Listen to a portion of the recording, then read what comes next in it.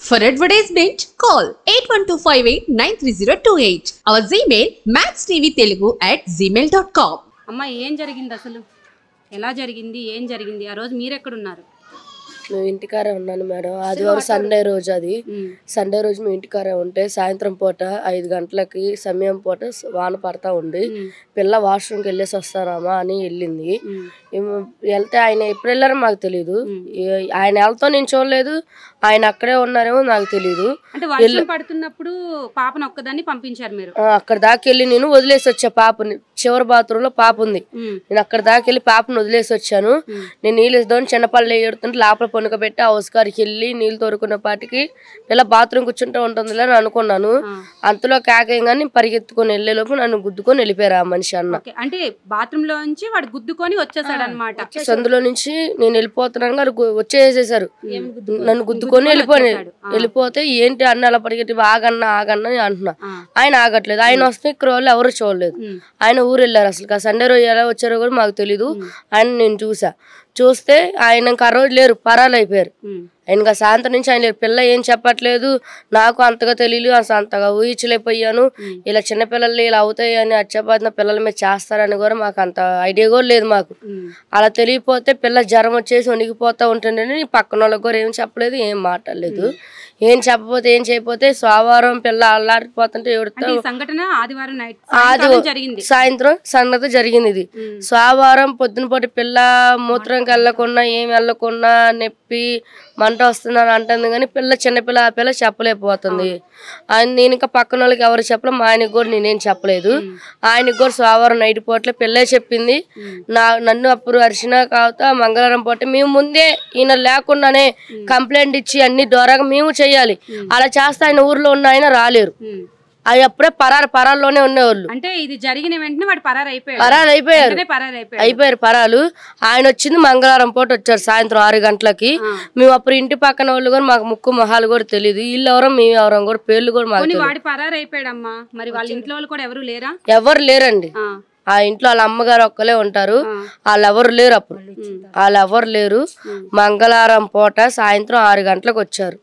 ఆయన ఆటో నుంచి అప్పుడే దిగారు. అప్పుడే నేను పక్క ఏరియాలోకి వెళ్ళి వీళ్ళకి చెప్తున్నా, ఇలా అయింది అక్క, ఇలా సంగతి జరిగింది.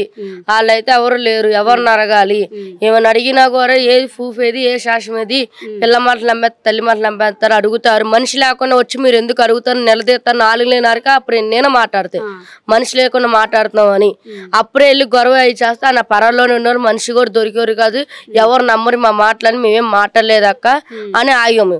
ఆ రోజు ఇలా చెప్పేసి ఇలా ఇంటికి వచ్చినాం. ఆ రోజు ఆయన ఆటోలో దిగారు. దిగంగానే పిల్ల అమ్మ అన్నయ్య నన్ను చూపించింది. ఇంక మేము ఆ గల్లీలోకి మా ఆయన పంపించి ఇలా అన్ని అడక్క రాక వచ్చారు, ఒకసారి అడుగుతాం రాక అని మేము తీసుకొచ్చాము. మీరు వచ్చి 20 రోజులు కూడా కాలేదు, 4 రోజులు కూడా కాలేదు, లొల్లి చేస్తున్నారు, మా అబ్బాయి మంచోళ్ళు వీళ్ళు అని అందరూ అంటా ఉన్నారు. అప్పటికి వాళ్ళ ఊరు నుంచి వచ్చిన వాళ్ళంతా అంతా ఊరు నుంచి వచ్చినంత అందరూ అంతా ఉన్నారు. అప్పుడు ఆయన ముందే నిలదీసి అడిగాం, నువ్వు లేవు కదరా, ఎలా వచ్చావు, పిల్లని అలా చూసే బాత్రూమ్ ఉన్నాగా నీకు అసలు ఎలా తెలిసింది, నువ్వు పిల్ల వాష్లో ఉన్నది అలా చెప్పావు, నువ్వు ఏ పిల్లని చూసావు, ఆ పిల్లని ఎదురుగా పెట్టి అడిగిస్తే అన్నకి ఇచ్చారమ్మా. అన్నని చూసేసి ఏరుతా భయపడిపోతుంది. ఇంకా ఆయన చూసేసి భయపడిపోతుంది. అన్న అని చెప్తుంది, వణికిపోయి భయపడిపోతుంది. ఇంతమంది మగోళ్ళు ఎవరి పేరు చెప్పట్లా, ఆ అన్న పేరు తప్ప చెప్పి పిల్ల వణికిపోతుంది. ఫుల్లుగా వానం. నేను రాత్రిపూట అడిగినా తాగలేదు, ఆయన్నే చూపిస్తా ఉంది మనిషిని. అప్పటికి అడిగినా గొడవ అవుతుంది. ఆయన మనిషిని మాత్రం బయటకు వదులుకుండా రుళ్ళు అయిపోతే ఇంకా బుధవారం పూట స్టేషన్కి తీసుకెళ్తాం పిల్లని హాస్పిటల్ చూపించి. ఇంకా స్టేషన్కి చొక్కా పట్టుకుని ఆ గల్లీలో కూడా మాకు తెలియదు, అందరూ వచ్చారు. పసిపిల్ల అమ్మ ఇది, నీలాంటి ఆడపిల్ల మాకు ఉన్నారు, ఏదైనా ఆడపిల్ల విషయము ఆడదాని విషయం మాకు తెలుసని అందరూ వచ్చి పోలీస్ స్టేషన్ తీసుకెళ్ళిపోయారు. 1 గంటకి తీసుకెళ్లి పిల్లని పరీక్షలకని పంపించారు ఒక హాస్పిటల్కి. దాని తర్వాత పిల్ల బన్నీని ఏమైనా ఉందా అని అడిగారు, ఆనవాళ్ళు తెలియట్లేదని. తర్వాత కోటికి వేస్తున్నాం అని చెప్పి నీలాపూర్ హాస్పిటల్లో జాయిన్ చేశారు పిల్లని. ఆ రోజు అక్కడ తీసుకెళ్తే పిల్ల ఎవరితోనే నేను ఉండలేదు హాస్పిటల్లో. మేమే తీసుకెళ్ళాం, అందరం లాక్కెళ్ళిపోయాం. ఆయన్ని లాక్కొని వెళ్ళిపోయి స్టేషన్ గారు మేమే తీసుకొని వెళ్ళిపోయాం.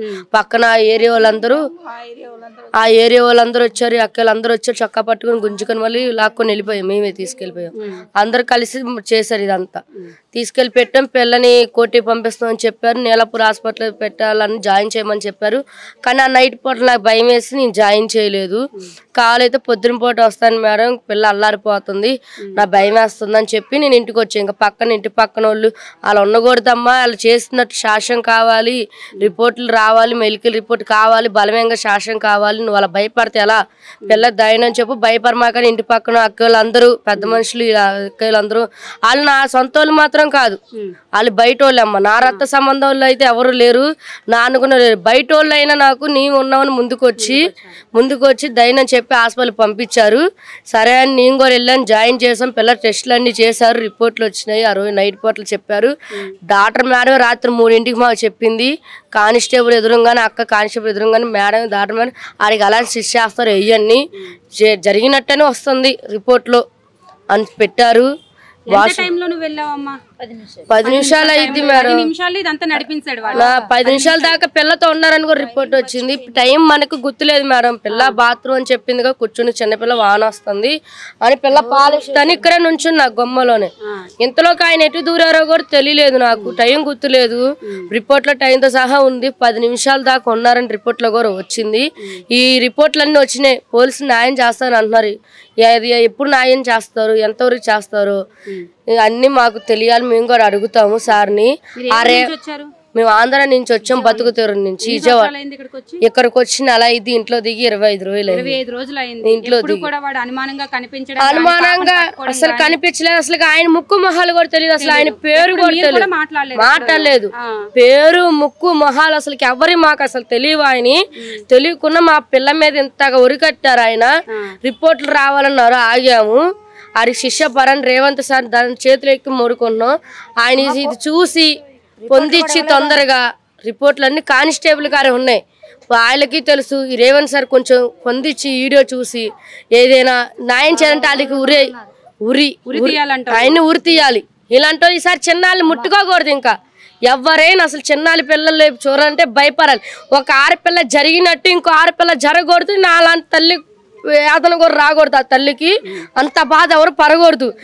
ఇక్కడితో ఆగిపోవాలి. ఇవన్నీ ఇలానే చేస్తుంటే మాకేమైంది, మీ బెయిల్ మీద బయటికి రావచ్చు, మేము ఇప్పుడు వెళ్తాం, ఏమైంది 14 రోజులు బయట రావచ్చు, ఒక 7 సంవత్సరాలు బయటికి రావచ్చు, మమ్మల్ని చేసేది ఎవరు లేరు అని వాళ్ళకి ధైర్యం ఉంది. అది అలా ఉన్నారు కాబట్టి ఇన్ని కేసులు, ఇన్ని చరిత్రలు జరుగుతున్నాయి.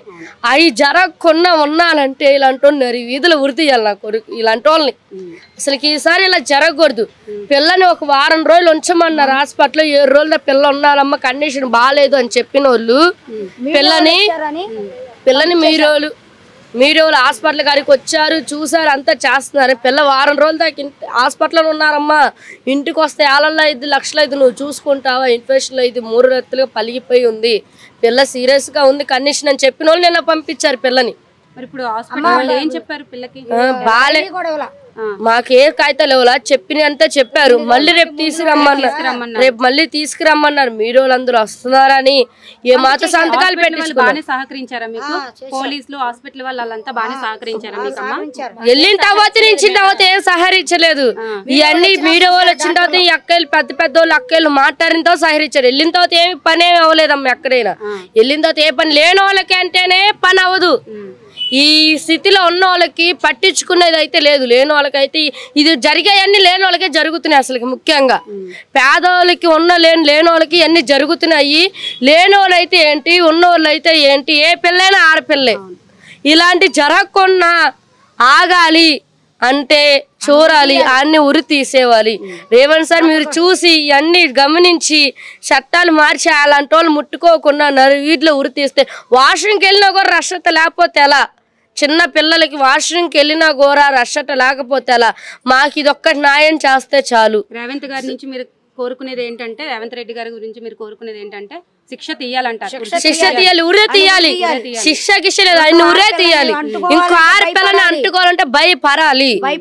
ఇలాంటి లేని వాళ్ళ కాలికే ఇలా ఉన్నారని లేదు, ఏదైనా ఆడపిల్లే. అలాంటి వాళ్ళని శిక్ష తీసిన రోడ్లను ఉరి తీయాలి. ఇంకోసారి ఆడపిల్ల ముట్టుకోవాలంటే భయపడేటట్టు రేవంత్ సార్ చెయ్యాలి మాకు ముందు. అది ఏతరీతంగా మేము పోరాడుతాం. మీరు సారి గారు మీరు కూడా కొంచెం చేయాలి. వ్యతిరేకంగా పవన్ కళ్యాణ్ సాయం కూడా అడుగుతున్నాం మేము. ఆడవాళ్ళకి కోసం న్యాయం చేస్తారు, బయటకు వచ్చారు. కొంచెం రక్షణ కనపరిచారు కూడా మాట్లాడితే, కొంచెం రక్షణ కనపరి మాట్లాడితే అంతకు మించి మేము కోరుకోవట్లేదు. న్యాయం సహాయించాలి మాకు అంతే. ఆడవాళ్ళ కోసం బయటకు వచ్చారు పవన్ కళ్యాణ్ సార్ కాలు కూడా రక్షణ ఇవ్వాలి, మాకు సహాయం చెయ్యాలి, అని ఉరి తీయాలి అంతే. ఉరి తీయాలి, ఆయన ఊరి తీసేవాలి. ఇంకంత మించి ఇంకేం లేదు. మాకు అప్పు చెప్పమని వాళ్ళ వల్ల అమ్మ శిష్యులు పడితే 2 నెలలు అయిద్దంటే మాకు అప్పు చెప్పేసామన్నారు. మాకు అప్పు చెప్పేస్తే పిల్ల అయితే ఏ నరకంలో ఎలా పడిందో ఆ అక్కడే మేము ఏం చేస్తాం చేసేసుకున్నాం. మాకు అప్పు చెప్పేసేవాళ్ళు. ఇది ఒక్కటి చేసి పడితే మాకు చాలు, ఇంకంతకు మించి ఏం లేదు.